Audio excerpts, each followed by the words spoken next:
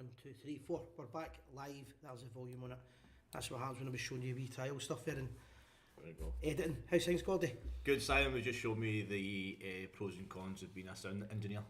I was also telling you to stand back a bit because I'm not feeling that well, but you live at Lurgy as well now. So we are where we are. As I was trying to say that. That's it on. Live show, guys, streaming on YouTube, Twitter or X, as they call it. Yeah. We're on the Gers TV group page, which is starting to rebuild again. We're at 12,000 on that, and the Gers TV live page, which has got 4,000 on it. We've also got the Gers TV page, and that has 51,000 people on it, which I'm quickly going to tag in before I forget. Gordy, how was your weekend, mate? Very well.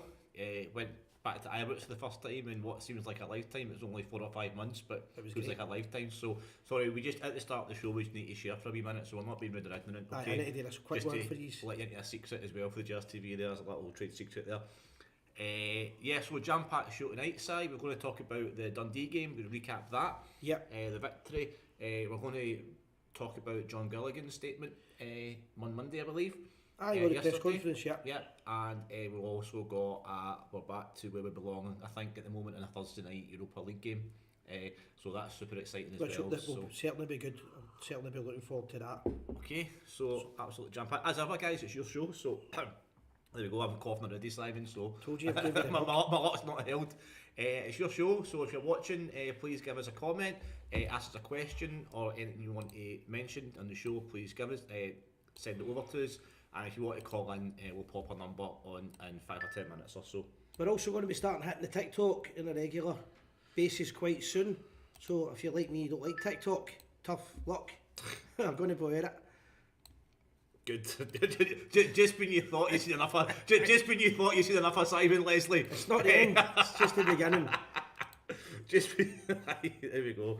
That's what TikTok's been missing all these years, isn't it? A Simon Leslie production. There you go, and that's us put the phone number up as well. For anybody that doesn't know the number, it's 0141 319 5230, and we'll be taking calls in about 15 minutes time. So that's us in business, Gordy. What were we talking about there? The football, first of all. Good. No, that's us. Right. It's all good, mate. It's all good. It's all good okay. hands. So Rangers 3, Dundee 0 at the weekend. Si, first of all, I need to ask you, how do you feel when we go back to Ibrox? It was great. It was a good feeling getting back to Ibrox. It's a lot easier getting to the stadium than it is Hampden, for your studio, first of all. But people were a lot happier. There was a great atmosphere going to the game. The Rangers bars all seemed to be really busy. It was a good feel-good factor. I was in the West Enclosure for the game, and I seen the new Rangers Cavalier. There's been issues with it from the people that are underneath it, but I know the disabled section, from the ones, there's only so many fans in the disabled section in that part of it, but it's an improvement from what we had, so that's definitely a positive. Definitely, you compare it to other disabled sections, not even in Scotland, in the UK and probably beyond as well. It's a massive thing. So as we said, I have made it clear a couple of times, we got to applaud the board for doing that. There was just the problem with the delay in the construction, but at the end of the day, it's something that what you'll probably find is that in the next year or two, there will be a lot of regulations about catering for the infirm or the not mobile fans, etc. And Rangers will probably find themselves ahead of the cover in some ways on this as well. It's probably, you're right, God, it's probably something that needed to be done morally, principally as well. But it's done now, and it gives the fans a better opportunity to see the game. It's a lot better view, I'll say that for it. I'm just checking my comments. So that's the comments coming in as well now. In terms of the match itself, Gordy, I will straight to the point with this. I think the manager has to at some point start experimenting with the team. I wasn't happy with the lineup when it was out. I thought Cyril Dessers should have been dropped.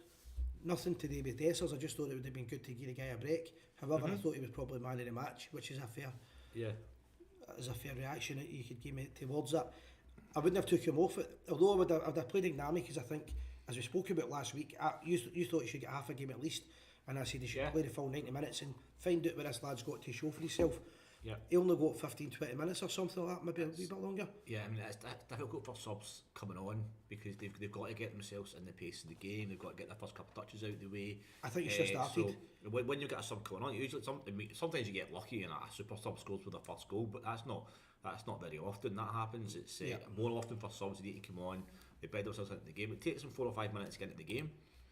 100%. So you probably only had 15 minutes to actually prove himself. But yeah, I mean, going back to the lineup, and I've said it under the last 3 or 4 managers, and I'll say it again. So yeah, I totally agree. Bit of experimentation. Whether or not we can afford to do that right now, the results of when to start the season, I don't know. But yeah, I totally agree. There should be at least some experimentation. But what I don't like is having 2 defensive midfielders at home against Dundee. So that was the first thing I was going to talk about. Right. Oh, this show is scripted. we were saying for months that we need to make Rangers hard to beat, but we weren't meaning against Dundee. Well, we did say it, right? We did, the two of us said, let's make Rangers hard to beat, but we were meaning against teams like Tottenham, Man United, Celtic, no Dundee. We did, because we did say that, but we don't want to be hypocrites about it. Yeah. But when we were saying hard to beat, when we play against teams like Dundee, we should be going out there to get as many goals as possible and getting a feel good factor. Yeah, sometimes you feel as if we do repeat ourselves quite a lot. But I do remember sitting, probably not in this particular chair, but in the studio, saying, here's another time we were playing at home against Ross County Dundee, last season a few times, and we've got two holding midfielders. But it's even before that. I mean, we go back and we've played games where we've had Lundstrom and Jack playing together, who are 2 defensive-minded midfielders. Yeah, they can operate further up the pitch, but their first priority or their first instinct, if you like, is to sit back or defend a little bit. Aye, I mean, no doubt there's a time and a place for it. Yeah, don't get me wrong, but 2 at home against Dundee. So I've got to agree with you that. I've got to agree with you. You were going to say it, so I need to agree with you. I don't get a chance. I just think that I know the manager's under pressure, right? See, because he's under pressure, he's basically doing, he's looking after his job more than anything. It's damage limitation sort of thing. Now, the way I would look at it was he had a chance to put Sterling into right back and give Tav a break. Yeah, I mean... And also, when back to the Dessers incident, when he takes him off at 2-0, Dessers should have had a hat-trick because Dessers made the penalty. So fair play to Dessers. He's under a bit of criticism at times with the fans. He's won 7 goals so far this season. 7 out of 9, I think. It's like 7 in 9 games. He'd probably break his record for last year. Yeah. So the guy deserves credit, but Ignami deserves a chance. I think Sterling, I know that I listened to your player reviews today, your player ratings, and really just kind of copying what you are saying on it, but I do agree. Sterling is really ineffective at times in the midfield compared to where he can be at other parts of the park. Now, playing him at right back is his natural position, and if you do that, then you can judge him. The same as John Suter playing in the right position last year. I think it's only fair to judge players in their natural position. And for some reason, you probably think this yourself, see the last, or most of my lifetime, Rangers managers always have a tendency to play players out of position. Well, I remember, this is just, as soon as you said that, I remember we signed the Dutch guy, Peter Van Lawson. Now, I was only maybe, I don't know, I can't remember, maybe 12 or something at the time or whatever it was, right? But do we not play him left wing or something? He's a striker. We played Craig. Did Watersworth not play Craig Brown at right back for like? Basil Bolly get played out of position. One of the best centre halves in the world. He literally just scored the winner in the European Cup final the season before, like 3 months before. Comes to Rangers and he plays like right backers. So you shouldn't buy a player and fit him into a team. You should be fitting your formation around the players rather than the other way about. I can see the point if you've got a really exceptional players in the team that you don't want to do that way. But we're in a position where quite easily they know that, for example, the new guy that forgot his name now, the new boy that's just signed there, Belgami, is it? No, Bajrami, is it? Well, you're thinking about the Italian meat. I'm starving. He's a number 10 and he's playing at the wing. Yeah, I was going to come to that in a second. We're trying to play, it's like doing a jigsaw and putting the right pieces in the right places. Aye. So against Dundee, is it opportunity? That's what I was saying last week, alluding to. We had a chance this weekend to get all these players a chance. I still think the manager does this tactic, and it's a new thing, maybe it's in the modern day football, where he goes with sports science before he does anything else, and he picks the players that he thinks are going to be the best players for the first half of the second half of the game. I think the sports scientists do have a lot more input into football now, and he'll get, so Clement will get a report on a Friday and he'll say, and the medical department will say, right, so we recommend that player X only plays for X amount of minutes, and that's it, and then Clement's got to judge it for there. So There's no go to judge it for it. He chooses to judge it for it. well, I mean, if you've got, I mean, if it was any other medical department in world football apart from the medical department, you might put more weight in. You might put more respect into it, or more weight into the opinion. But I was watching Man City Arsenal on Sunday, and the commentators were talking about the sports scientists there, and they were saying the impact they have on even guys like Pep Guardiola and Mikel Arteta. So there's an element. What a positive impact. No, an impact in the sense that they'll kind of say, right, so they'll, as I say, they'll meet up with the sports scientists, the middle team on a Friday or whatever before the game. They'll get a fitness report and they'll say, right, so we've assessed player X, and we recommend that he only plays 45 minutes, and then Club will either do what he wants for there. So is it the first 45 minutes, the last 45 minutes? It might be the right way of going about it. I just don't like it. I mean, as I say, if it was any other medical team in the world football, would you know what I mean? But so back to that's my opinion on the selection of the team. I think he was. Would you say he was nervous or a little bit? Very defensive, negative and defensive. He's clearly saying to himself, "I can get a couple of wins, I get the fans off my back," which is fair enough. It's a high pressure job. I don't necessarily think the fans overall are on his back. Yeah, I don't think so either. But I think some moans and groans. But I think that's maybe he's thinking. Yeah. And I mean, you've seen what we were like after we beat, was it St Johnstone in the Cup? We celebrated for 20 minutes after the game, so maybe he's just wanting to keep that factor going, as you say. Aye, they're trying to get the feel good factor. I get that. I would have took the chance and played day players, but again, if he'd have done that and lost, then he's cheeky. It's hindsight. I mean, at the end of the day, it's hindsight. We can sit here, they can sit here in any podcast, any show, in any kind of football match and say, this and that. At the end of the day, he's went with the team he thought was best for the game, and he has won the game. But yeah, I totally agree with you. I think that there should have been.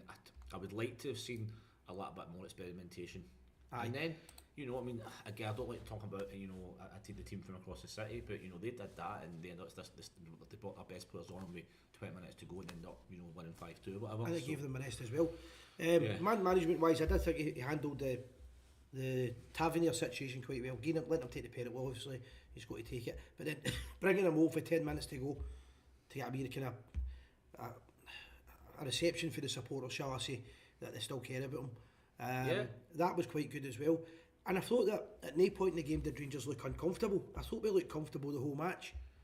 As well as looking comfortable, I thought we never looked dangerous for 20 minutes. There was a little spell, I don't know if you this is the 20 minutes you're going on top about, there was a little spell just before, 5 minutes before half time and maybe 10 minutes or so after half time where Dundee came in and had a few chances, but I think Butler made I remember Butler made a couple of good saves. We didn't look overly threatened.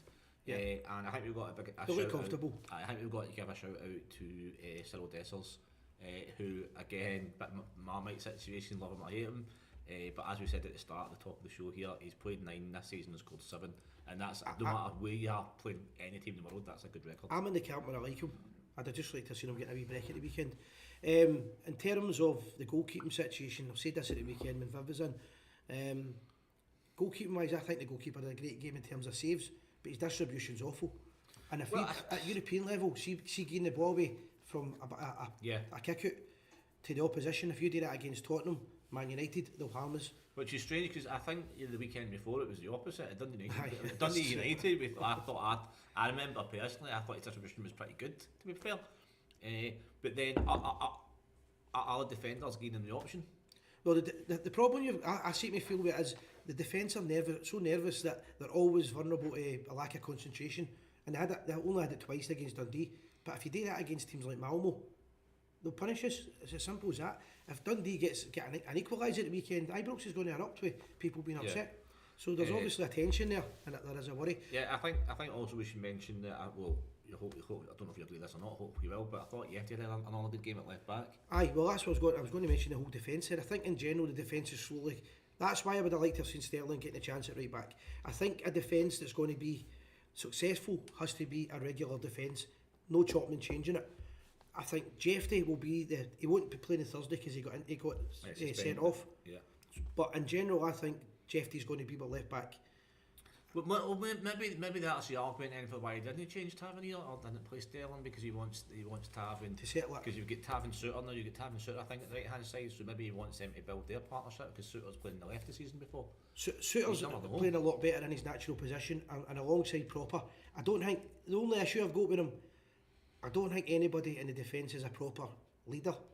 But they're all good defenders. They're no great defenders, but they're all good defenders and more capable. Well, Proper was the captain of SC20 for like 5 or 6 years, I believe. So I think he's got the. Well, I think that's why we brought him in, to be a leader. But I don't really see that in him so far. But it's early doors with him. But it's certainly a better partnership in the defence now, in the midfield. Sorry, the middle of the defence. Aye. That's a bit of a tongue twister. Aye, and Bishrambi, the Albanian, I thought he had a good game. I didn't think he was spectacular, but I thought he showed some nice touches. He showed some nice bits of play, nice passing. He looks like a player. I mean, he plays well for Albania, and he's come on. He was a Superman cartoon that they done, wasn't it? Did you see that? Yeah, I thought you were going to say he's Superman. I was like, that's news to me. How's a Gers TV exclusive? Aye. He's Batman. You take off Batman's mask and there he is. I'm hoping that was a thing with last year, wasn't it? Danilo with a mask last year. It was a better player with a mask on. Aye. Just a quick comment there for you. I think it's Josh. How you doing? He's wrote, is it only me that was surprised by the turnout for the game, especially for it being the first game back? I mean, do you mean surprised like in a good way or a bad way? Because I thought the crowd was okay for like given the it was a higher attendance than the previous game against St Johnstone at Hampden. There could have been a bigger attendance. I think that's what they're saying there. Josh Okay. is saying. However, at the same time, they're killing football a wee bit with these times, 5:30s and Sunday night games and stuff like that. But there probably is an element. A lot of Northern Ireland fans maybe not came over that time. Yeah, I mean you've got the next two games. So Sunday we're at Ibrox at 12:30 in the morning on a Sunday, which is not ideal for transport. You'll probably find a lot of people coming over Saturday night then, which is good for the daytime economy in Glasgow, I guess. But maybe not good for individual travellers. And then to answer the question, I think there could have been a bigger attendance. And then a week on Sunday, you get 8 o'clock kick off. We'll get into that next week probably. We try to be positive on the show, but we're sitting here going like, that's crap. I think it should have. I don't think the attendance was absolutely terrible, but you'd maybe expecting maybe a couple of thousand more. But maybe people weren't expecting us to get back at Ibrox and they made plans or whatever. Or and you need to remember the Coburn Muir was closed. It's not a 5:30 kick-off as well. It's not a great kick-off time as well. Aye. Got to remember, a lot of people got families, and it's Saturday evening time. I think it should have been a better attendance, but we can't. One thing I'm not going to do is criticise the Rangers support. They've been outstanding. Rangers went right to the bottom of Scottish football, and we filled every ground there was. Yeah, it's just one of these things. Me and you were at Hampden, 8, 9, 10 years ago now for Queen's Park, and it was like full house of all Rangers fans. So it is what it is. But anyway, back to the game. A comment from Lynn. Yep. Lynn Gers Van Duncan. I don't know if he's friends with Dennis Van Outen or anything like that. No, Lynn Gers Van Duncan. I hope the board gets its act together. Philippe was in Millport yesterday and popped into Finchley Bray. Is that a pub? I'm not familiar with that. I know Lynn from Millport. I've seen the photos he was there. He seems to be enjoying his time in Scotland. He did seem to be enjoying he went to Sky in the summer, I think, and put some posts up on Instagram and whatnot regarding. He says that he loves Scotland and he loves just a high pressure job. And he's always he's got a year's extension to his contract just a couple of months ago, so I don't think he's under any particular pressure. But he knows he's not daft. He's not a daft manager, and he knows that. He has to get results, and maybe that played its part in the team selection of Saturday. We'll talk about the board comment a wee bit in a minute. We'll go to John Gilligan in a minute. But back to the game. In general, Conor Barron is slowly becoming what I would say is one of our best midfielders. He definitely could be doing a wee bit of help in there. I think Raskin should be playing every week, or Hadji. Hadji scored 2 goals a day for the B team. I just did a bit of research before I came down here tonight, and yeah, he scored that. I think he set up 1 and scored 2. So the question again is going to be asked if he's so I take it it's only first team games is going to trigger the contract. I've heard right now. This sounds a bit of a low wage to me, right? But I've heard that he's only on 5,000 a week, and if he plays one more game, it'll go up to 20,000.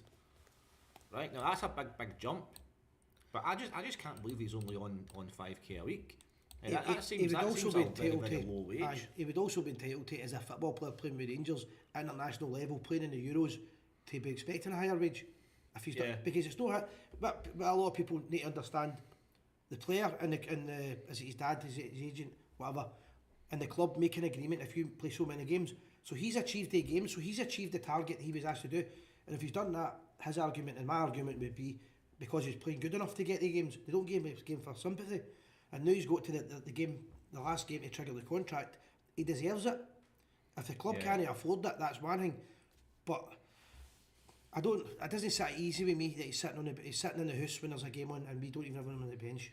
Yeah, I mean, at the end of the day, again, I think David tells me at this point, and I suppose we all think it deep down as well, was Hadji a great player? He showed in flashes what he was capable of. I mean, that he single-handedly won us that game at Ibrox against Braga.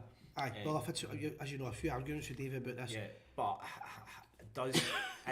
but can he come on and change a game? Yes. Can he start a game and give us some inspiration, give us some flair? Yes. But is he consistent enough to merit a 50% a week pay rise?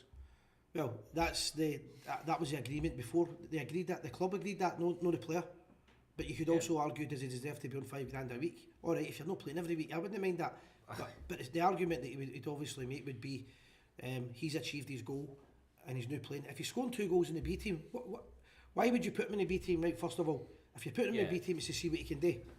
Yeah, but so he's not. His attitude seems to be, he's wanting to put his head down and show what he can do. So if he's doing what he's been told today, he's not criticised the club and he's in the B team, he's kept the heat up and he's scoring goals, won a free kick, I believe, then it's time to give him a game, is it not? Yeah, but I think the manager's made a rod for his own back on this one a wee bit. Well, so. I think it may be the board maybe telling him, but if they played him in the B game now today, that's making me think, well, is it the manager? I think if Philip Clement really rated him and he went to the board and said, no, listen, we need to sit down with him and come to an agreement, they would. No, good point, aye. But given the influence that Clement clearly has right now to Rangers, given the fact that we've got a temporary chairman, we've got no chief executive, we've got no academy director, etc., given the influence that Clement must wield at Ibrox right now, if Clement stood in at the board and went, listen, we need to give this guy a wage rise to get him to play, then I'm sure they would find the money for somewhere. I agree with you. I mean, the problem we've got, you're right about the rod in the back. What if he goes and plays the next B game and scores another 2 goals? What if he keeps scoring goals and we're struggling? Yeah, I mean, he's forcing himself into the team. All it takes is a couple of bad results, a couple of negative displays of football, then the fans will start chanting the name. So that's the argument. I would go as far as to say that for what I've seen this season, the Rangers' weak link just now is the midfield, and if we can fix the midfield, we'll probably get no bad team there with the new signings. Yeah, we've just brought in this new number 10 like Bezrami, and we spent the best part of maybe $4 million on him and played him out of position. So we've got Tom. So Clement must be thinking to himself, we've got Tom Lawrence in Hans's position. We've got the new Bezrami in his position as well. So Ryan's just added to that, right? Sorry, how you doing, Ryan? Ryan's heading away to Malmo tomorrow morning. That's why he's not here tonight. Need to get Hadji back. Talk about Hadji there. That's another Gers TV exclusive we've got. I don't know if he's got enough. Need to get Hadji back round the table and negotiate this contract. The only argument I'll give Ryan with that is, I thought we'd done that 3 weeks ago. Was that not the story that we'd already done it? It was a story. Hadji came out and said he was willing to do it, but yeah, you don't know how much of that's agents talk and how much is. But if they could come or go, if they went for $5,000 to 7.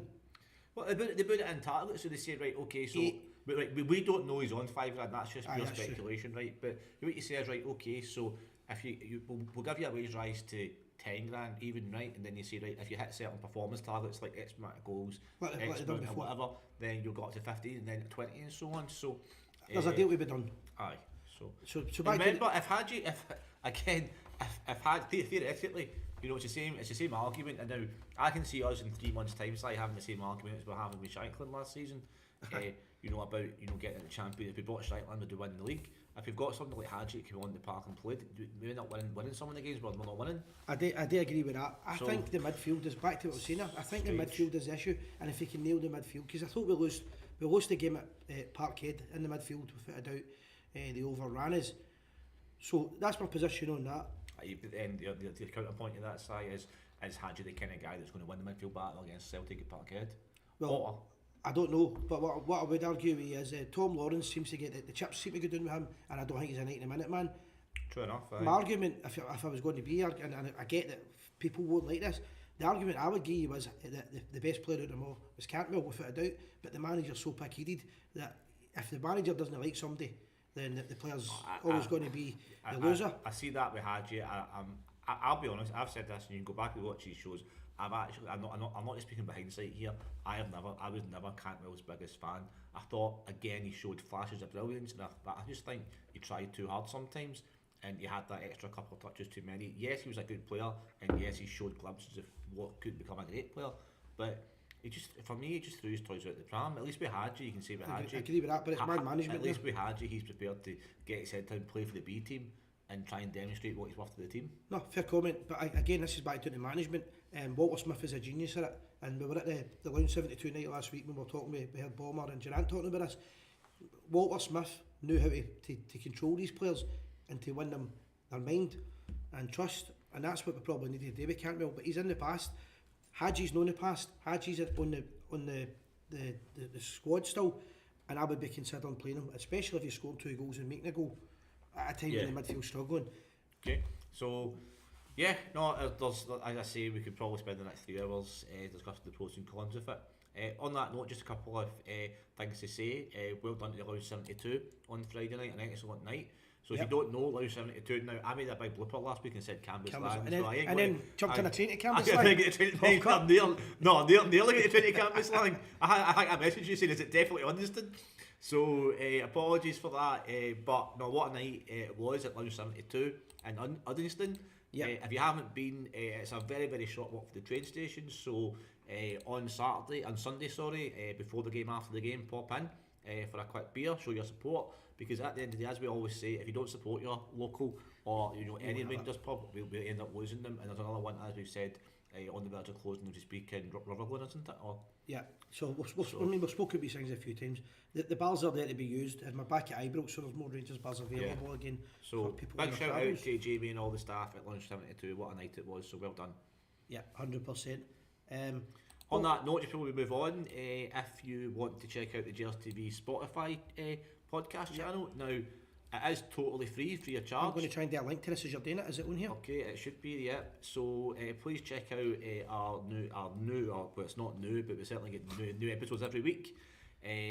So we've got a lot of historical content in there, and we've done interviews with the Rangers historical, in my eyes, legend, David Herd, a good friend of the show, the main man, and we've done various shows on from 1872 to 1930, all the old strikers that scored hundreds of goals for Rangers, the marvellous winners, Walter Tully, the first black player to play for Rangers. Walter Tull. Don't know if we can say that anymore, but well, he was that's factually true. A war hero. Yeah, a war hero.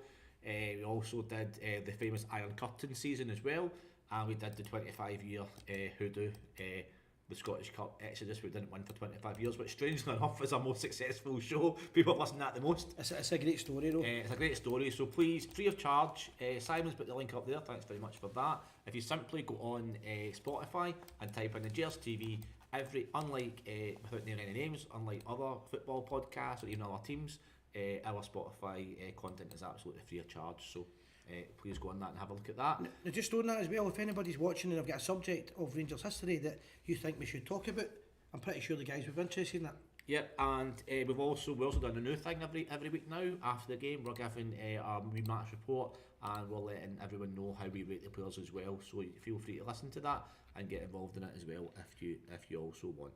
I've opened the calls up. If anybody wants to give us a wee phone tonight, Ryan, maybe we'll give us a call. 01413195230. It's local rates. It won't cost you a lot of money to phone. It's 2 pence or something like that.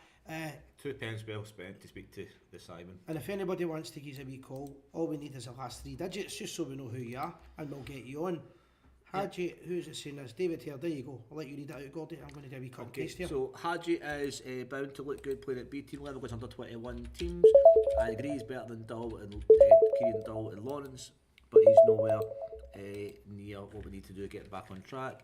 Be better than pool players isn't worth 20 quid a week, but I think that, yeah, David. That's us got Ryan on the phone. Right, okay. Hi Ryan, can you hear us? Evening boys, how are we? Aye, brilliant. Gordy, you want to put your earpiece in? More like a cod piece with that mind. I was going to say your ass piece. Right, that's how sounds Ryan? You alright, mate? Aye, buzzing for Thursday, boys. I was just phoning just to see how you think we'll go on for Thursday. The thing I haven't done, and I probably should have done this, I've relied on Gordy, so I'm putting the pressure on him. Okay. I've not checked Malmo's forum. It's very good. My pal Tommy runs the Swedish Rangers Supporters Club, and I was trying to get him on, but he's been no well, and he's no checked our forum, so I'm not sure how well they're doing, but it'll be a hard tie, and I think Rangers need to approach it with a positive manner. They won at the weekend. They've got a decent... Now, Malmo have been one of our kind of unfortunately bogey teams in the last 20 years when it comes to European football. I don't think we should certainly fear them, but they're a Scandinavian team. They've got good technical ability, and they've got some good players. So it should be a decent matchup. It should be an entertaining game. But fair play to Ryan's going over there. So looking forward to it, Ryan. Looking forward to it. So I think the kind of key thing that we've got to remember about Swedish football is a summer league. So they'll be more fit. Well, Malmo are actually 24 games into their season at the moment. All right, okay. And how are they getting on, Ryan? That's you put yourself in the spotlight there. How are they getting on? So I'm doing the research that you just asked for. So they're currently sitting top of the league in 53 points. There you go. They're 11 points clear from their opposition. They're sitting a goal difference of plus 38. So it's fair to say that they're absolutely romping their own domestic league at the moment. So excellent. It's going to be a hard game. The bad news is for us that we if any of our players get injured, we don't really have a big Europa League squad, or an in-depth squad. We've cut a couple of players out. They are injured right enough right now, but we have cut some players out a bit. So, how are you getting over there? Obviously you're flying, right? Sports options, I think. Is it sports options, aye? I think so. Yeah, sports options. So 4 o'clock at the airport on Thursday morning, 6 o'clock flight over there. Possibility they might jump across to Copenhagen for the morning and then go back to Malmo in the afternoon. And then obviously the game, the first meeting is outside the stadium after the game, we'll get flown straight back to Glasgow. I think we're getting back to Glasgow about 1 o'clock in the morning on Friday. Heavy going right enough. I miss the old days of going on the bus, I must admit. But you'll be looking forward to that, Ryan? Bit of a bad signal. I don't know if he's in Dunoon now. He's in Dunoon. What he calls it? Castle? What he calls it? I don't know. I've never heard them call Fraggle it. Rock. Fraggle Rock. That is what he calls it. cartoon years ago. Aye, mate, we can't hear you anymore. Ryan, I think you've cut out. Maybe I think the winds maybe picked up, or the sea's a bit choppy at the moment in time. But we'll try and get him back on. Aye, give us a wee call back, Ryan, if you're hearing this, and or just message me when you're ready. We'll phone you. Okay. So that's all you do. If you want to call, we already know who Ryan is, so his name's in the system. But if you've no called before, and you give us a wee call before you do it, drop 3 numbers, the last 3 digits, and we'll be happy to get you on. Sorry for getting cut off, Ryan. There. Malmo are top of the league by a good distance, knocked out by Sparta Prague in the final round of the Champions League qualifier. Yeah, they're no mugs. I think maybe 20, 30 years ago we were going to these games expecting to win, but I don't think we've got the confidence or the technical ability right now to think that. But it should be a good game, and I'm certainly looking forward to it. 4 or 5 beers on Thursday, and you'll be, we demand 5. Where's the Europa League final playing this season? Oh, it's Bilbao, I think. Spain. I might be wrong with that. How can you fit Bilbao into a song, sir? You're the lyrics expert here. We're on our way, we're on. How are we going to get there? I don't know. Ryan, how you doing, mate? Still a bad line. But whereabouts are you in Dunoon? Are you up the hills or something? Can't hear him. Aye. Can't hear you at all, mate. It must be a really bad signal in the area you're in. Ryan, send up smoke signals. Nah, can't hear. That's fine, we'll just... we can't hear him, sorry. Leave it for now. That's fine. We'll catch up later, Ryan, if you can hear this. So, a good point that's been put across to us anyway from David Herd is there's no JFT or Yilmaz. We were going to get into this anyway. Who would you play at left back on Thursday? Sterling or Fraser? The new Dutch guy or Devine? I think the problem with that is, first of all, the new Dutch guy that nobody can pronounce his name, so Davey's done it, the covered lip out as well. We'll call him the Dutch guy, the new Dutch guy. We've not seen him playing, so I don't know if they would do that. I think that they'll go for the tried and tested Sterling at left back, which is unfair changing him all the time, but yeah, I think that is going to be the case. I always want to see a natural player, a player play his natural position. So for me, it'd be Robbie Fraser. But that's what I'd like to see playing. At the end of the day, I don't think he'll do. I don't think he'll go for that. I think he'll go for the Gers. I think he'll go for Sterling, which you understand. But always like to see a player play his natural position. Yeah, no, I agree with you. I think that's what he'll do. Whether we like him or not, I think that's what they'll go with. So let's go back to the format we were going to talk about. John Gilligan, the new Rangers chairman, spoke about him last week.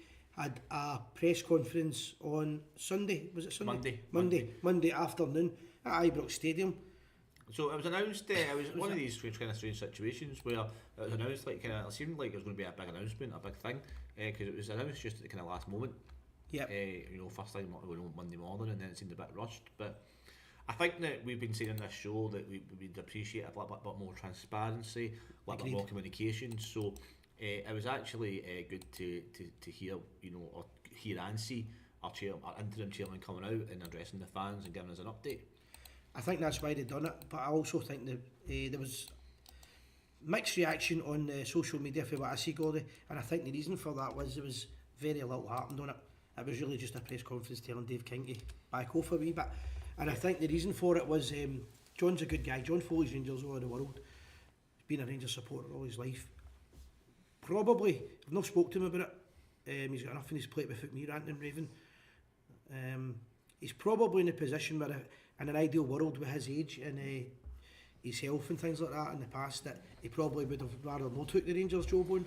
Yeah, I mean he's definitely friends with John Bennett. He's seen what's happened to his friends, so yeah. I think he's come out and I think he wants.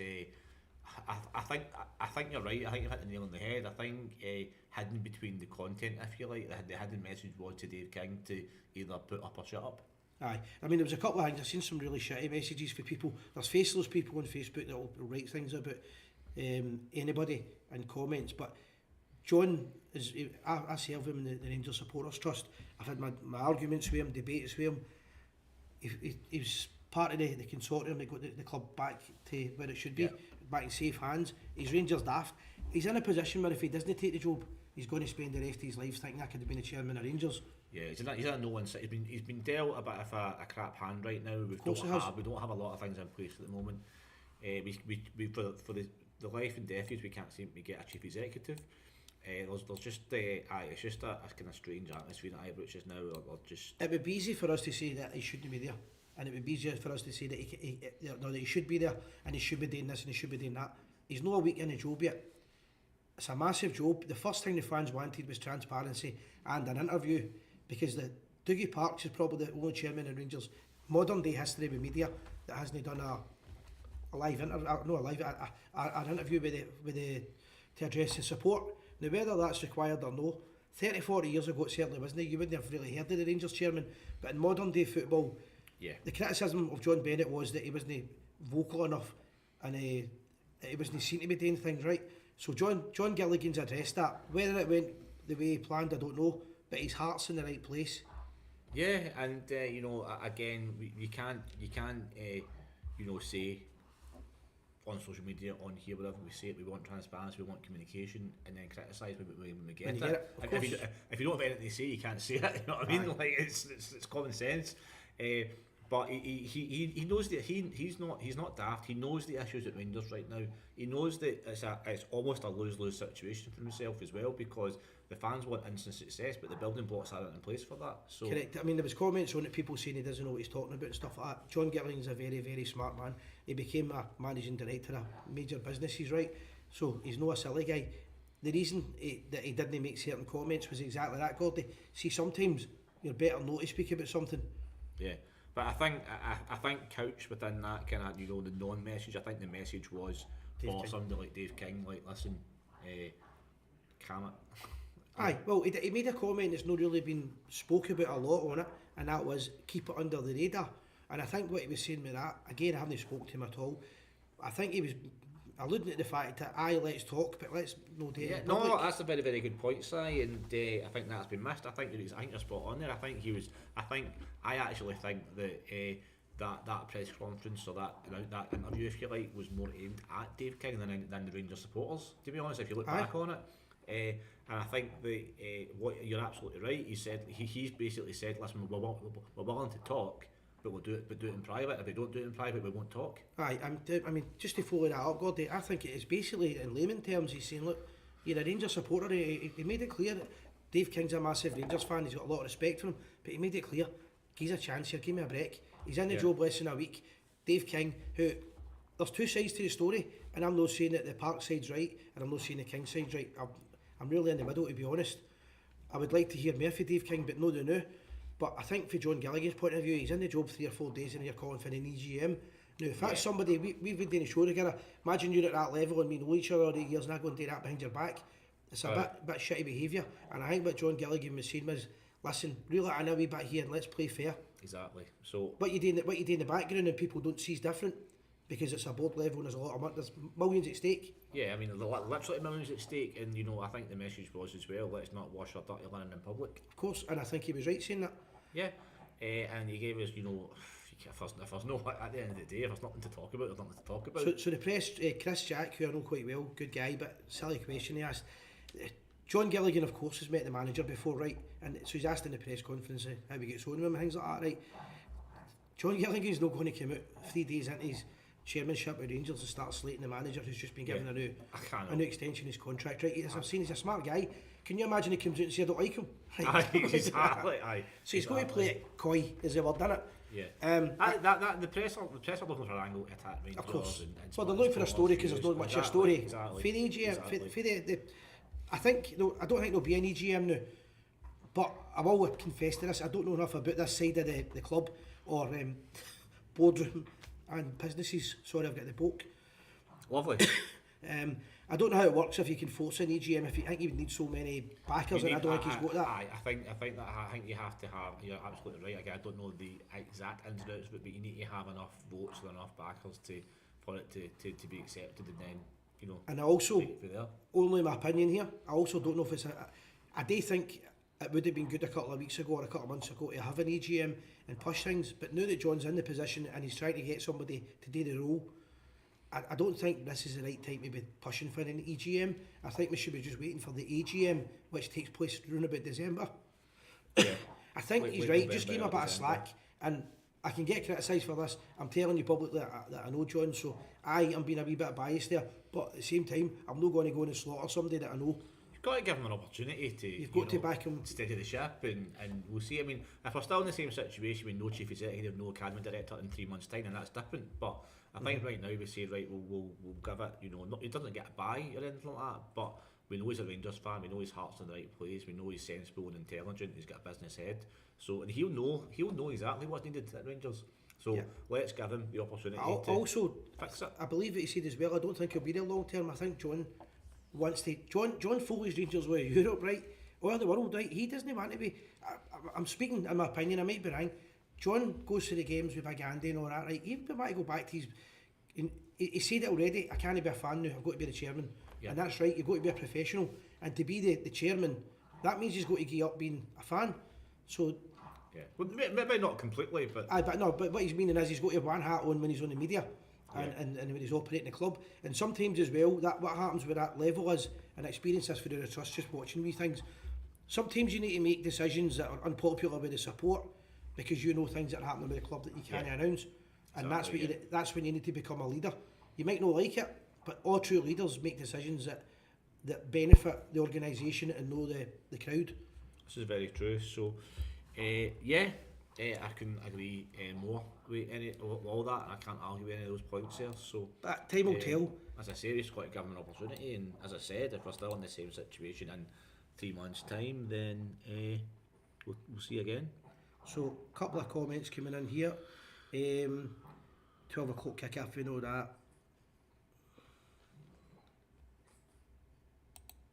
Let's go to this one, mate. Just a couple of Celtic fans on the page now. Thank you very much for your support. As always, you would think you might have something else to do with your time, but any publicity you give us is great, so thank you very much for your support. In fact, to the Celtic fans that continually watch us and comment, thanks for your continued support actually, because we benefit from it, so cheers. The thing is as well, when you're going to this kind of podcasts and things like that, it's fair play. You've got to have a laugh. See, if you can't have a laugh, you've got nothing left in life. Exactly. So. The last couple of weeks has been a bit better for Rangers now. You can't always say it's doom and gloom. At the same time, if something's a barrel of shit, you should say it. We've had so as you say, that's 3 times you've used that S word in the last 5 minutes, so there's... but it's this day and age, that's not really a swearing word. That's not really a pre-Watershed word anymore, is it? No, really. Times have moved on, We've had clean sheets coming in now. We're back at Ibrox. We're in European competition. Hopefully we get a result on Thursday. It's just every week as it comes now, just steadying the ship. Yeah, absolutely. So that probably seems about the right time to wrap it up for the night. I think we have discussed the main subjects that we want to talk about. I imagine we probably will be on Thursday night. We'll get 2 minutes. We'll just see if anybody, because I've not caught the comments. Does anybody want to phone us in? The number, I'll quickly give that out. I'm going to read some comments out because we missed them just talking. Okay, I just noticed that. Yeah. 2 seconds, because I don't want people saying, "Oh, you missed my comment." The board issue is a sideshow. Still winning silverware. Couldn't give two hoots who's on the board. See, this is the point, Nicholas Stubborn. I do agree with that. See, 30, 40 years ago, before David Murray, you never knew who the board were, right? And you never knew really. Most fans wouldn't have known who the chairman was.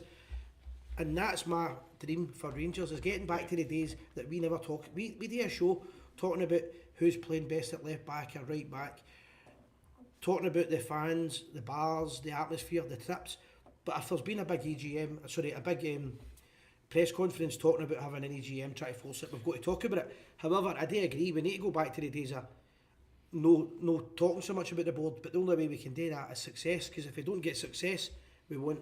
We'll always have these issues. And what you tend to find is that when there's a vacuum and nobody's speaking, there's no communication, or there's no there's no link to the fans, then people make up their own rumours, people make up their own situations, and if and when we're not winning, then people look for somebody to blame. And the same as myself, we look for something to talk about. Davey Haird's making a comment on it as well. I trust John Gilligan, he's got a hell of a job. One thing for sure, he will put the club first. Yeah, that sums it up. Yeah, Simon, that's agreeing with everything you've said there, and I couldn't agree more with myself. So who do you think, for the comment section before we finish, who do you think should be the left back for the game on Thursday night? There's a few people saying Robbie Fraser and a few saying Sterling. Well, I think it should be Robbie Fraser, but I think it will be Sterling. So let us know in your comment section for that, guys. We might be doing a show on Thursday. Is it 5:30 kick-off, 5:45? Yeah, it's 5:45 kick-off. So we understand people work. We understand that people work. We might do. We've always had the opinion that whether we win, lose or draw, we always do a show as well. So the result, what's it? Won't put us off. So we'll let you know in good time if we do a show on Thursday. I think they might be in the studio here watching it. So even if we could do a half time or a full time or whatever. Aye, it's just merely the timescale getting over, obviously, with the traffic and stuff like that. But we'll do our best. If you're watching us and you're not on Twitter, or you're on Twitter but you're not following us, give us a wee follow. I don't know how to share Twitter because I don't use it. I'll tell you the Twitter address. It's at the Gers TV. It's dead simple and straightforward. So it's literally at the Gers TV. So it's the Gers TV -official. But if you just type in on Twitter at the Gers TV, you'll find us. So give us a wee follow on there. And there's been a lot of people watching on Twitter tonight. So big shout out to all the people watching on Twitter. I'll check you now. There you go. Since you mention it, aye, no bad numbers on it. So lastly, before I forget, we are looking for help on the Gers TV at all times. Either if you want to phone in a regular caller, we can arrange that. If you've got good chat, that is. If you given our chat, you can't be any worse. So can't be any worse. Yeah, you're on for it. You've got a good shout with that. If you fancy trying to getting involved with doing live shows or getting involved with Gers TV, we're looking for maybe one more person to get involved in the next couple of weeks. We'll be advertising for that. If you stay abroad and you want to get involved, then that's fine as well, because we're going to be looking into Zoom and stuff like that, but predominantly doing stuff in the studio. The last comment tonight I've got here from a reply to Davey Haird is, what's the point of having Robbie Fraser at the club if he can't be trusted when his left backs are unavailable? Great point. Yeah, it's a very, very good point, and that's what I'm saying. That's why I think it should be Robbie Fraser, because he's a natural left back. However, as I say, I think there's something unnatural, and I'm wrong about playing a player out his position. But I think he will go with Sterling. I think it's a sure bet to go with Sterling. But I agree that Robbie Fraser should be the natural fit. 100%. We're going to be doing more stuff on TikTok in the next couple of weeks, guys. Bear with us. If you could like and share the show, we would appreciate that. Loads of things happening in the background. I've got the dry bulk. I'm not feeling too well tonight, so we're going to finish early. Thanks to Gordy for still coming along when I told him I've got the lurgy. Absolute pleasure, and we'll sign off for now. Hopefully see you on Thursday night, and Simon will sign off with this. Always remember, we are the people. Good night.